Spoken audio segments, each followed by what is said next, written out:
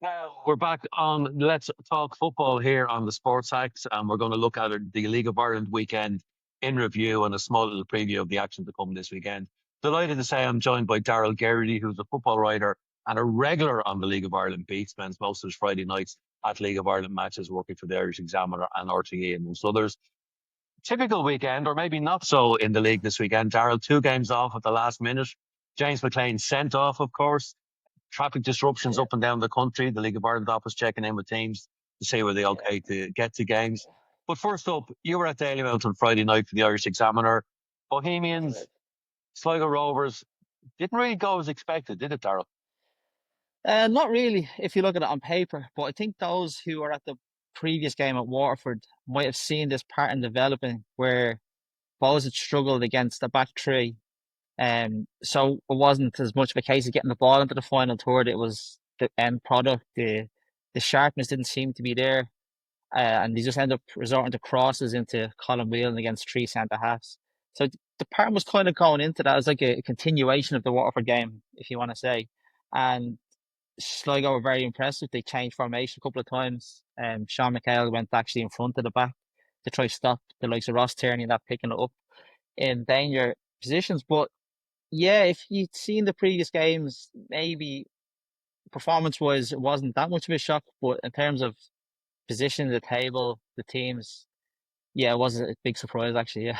We'll talk about the Bows runner form and again just in a second. But first of all, the pass for that St. Myers goal. I mean, I saw it described as a quarterback pass. It was, wasn't it?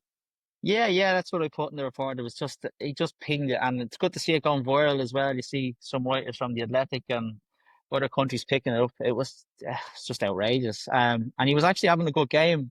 He was had to do a bit more of the work, Sada Diallo, because of Dawson's suspension, and he was just seemed to be enjoying it, and he was getting it deep, and he was playing. It was a lovely ball. It was just outrageous. And when the Zayn cut inside onto his left, I thought the chance was gone. I was like, oh, what are you doing? Just hit it. But no, he put it in off the bar. It was just unreal. Like the quality is, it's just it's there in the league. It's for all to see. It's just a shame Uh, that he got that injury second and half. So it's one of the reasons why the attendance, as we know, have been up so much in recent times. But if people go yeah, to games, they will be entertained, and that goal in itself just proves it. 100%. And I just keep going back to the facilities because if you see that goal in a stadium of four stands and fans, and you see that pass, the finish, it makes it look 10 times better. But like, yeah, the quality's there for anyone to see through the gate. So you can see why they're selling out up and down the country. So unreal. We will, of course, see a new Daily Mount eventually. Yeah, somewhere, Touch wood. somewhere this century. Let's put it that way. Fingers But in crossed. terms of Bows, I mean, Shamrock Rovers are back on top of the league, four draws now, and a defeat in their last five games for Bohemian. They started the season so well. They just need to get back on that groove, don't they? Yeah, that's what it is. It seemed to just hit the stumbling blocks, and yeah, I'm not can't really put their finger on it. I was asking some fans after the game, have a chat to see what was they missing from the start, and they say, "Oh, we have the players, you have the players," but I don't know if there was a sense of the tide turning in terms of the fans that the results were masking the performances. If that makes sense, and that would surprise me after Friday.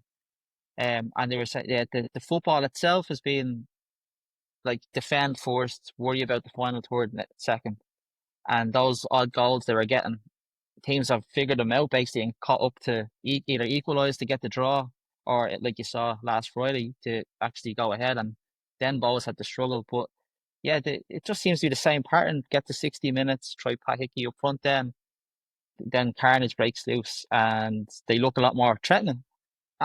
Would you be surprised if Hickey started up front against Rovers on Friday night? No, Oh, no, that's where he played mostly for Galway, wasn't it? yeah, it was. Yeah, and he's so effective there. Um, and you can see if they build on a solid base of Hickey at the back. With the last two games proved if they're going against a back three or a solid defense, you have to get him in the mix. It's like Colin Whelan is always busy and his touches are lovely, but if they're resorting again to crosses from wide, it's it's just a no brainer. You have to get him up there. And plus they had two defenders on the bench on Friday as well, which made it even more frustrating for the fans. So Yeah, Douglas James Taylor was back, which was good. That gave a bit of a lift to the team. So let's see how fit he is for Rovers. But on the Rovers side, they just haven't really clicked into gear yet, and they found themselves top. They were the big winners of the weekend, weren't they? I mean, Oh, to 100%. go to Pats and to win.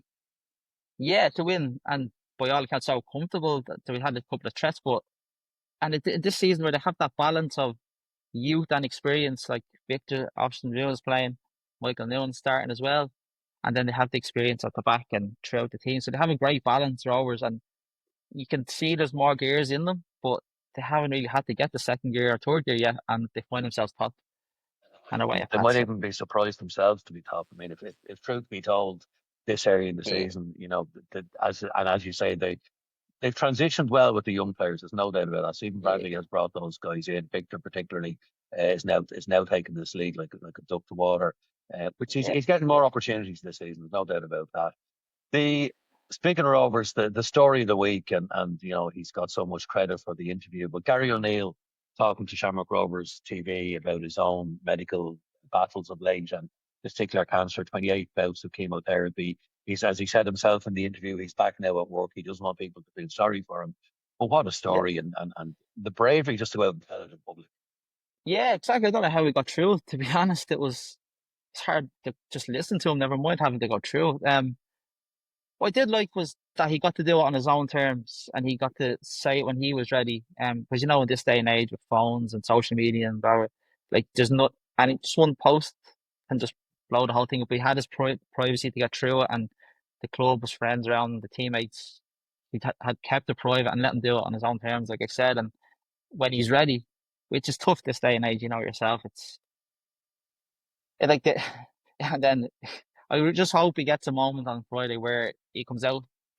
If he doesn't want it, then that's fine. But he gets an applause from both sides because some things are way bigger than football, and he showed tremendous bravery to even talk about it. Must have been very tough seeing the team go do the double towards the end of the season, and he's not it's kind of on the outskirts, but like tremendous bravery, and I hope he gets the reception he deserves now and gets back on the pitch. Well, Daryl, I mean, it's such a lesson, isn't it, for so many people? If there's something wrong, go and get it checked.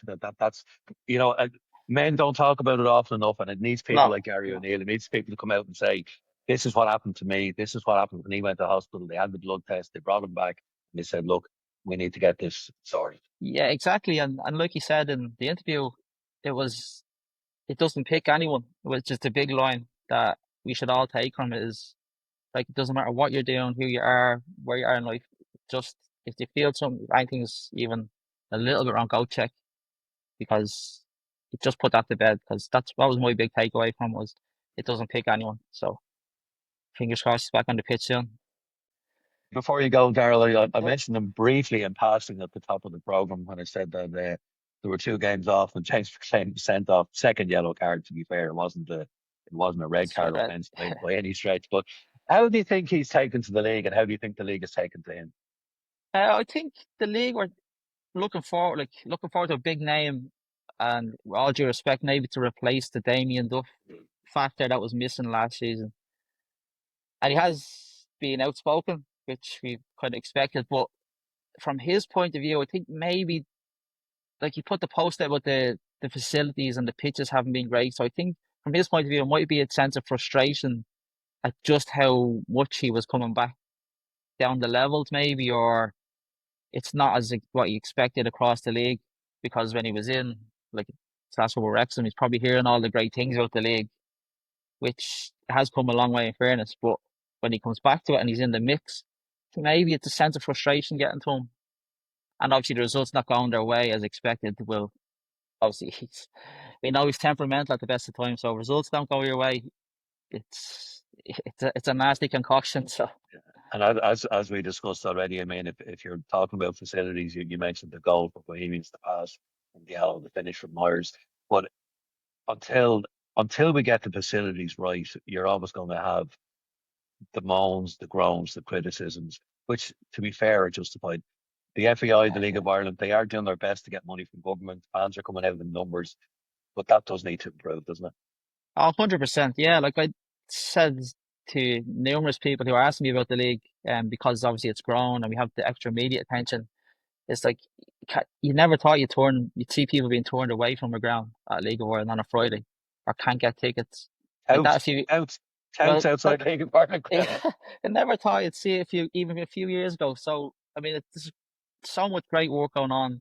It's gathering so much pace, even probably too much for what we can get back then from the government to actually keep up. If anything, like it's not even get ahead of what it could be, and that's the frustrating part for me. Is it's just like no kids should be ever refused a League of Ireland game. It's basic.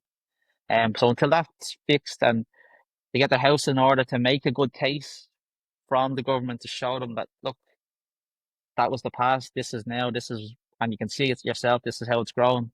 And we have the evidence from the viewers, the fans, now we have the radio commentary, everything is building so fast. So yeah, once we have our house in order, then there's no excuse then from the That's the government old to not movie. back us. So Yeah, that's the old movie said. If you build it, they will come, but you have to build it in the first well, place. That's the thing and that has to happen. exactly, we're not the cheapest country to build in, so Not at the moment, no. no, So listen, Daryl, thank you very much for your time. We will be back uh, in touch on football on here on the Sports Hacks. Let's talk football, as the saying goes. Thank you for your time, and we uh, wish you well. And we hope to see you at the League of Ireland ground over the weekend. will do. Thank you so much.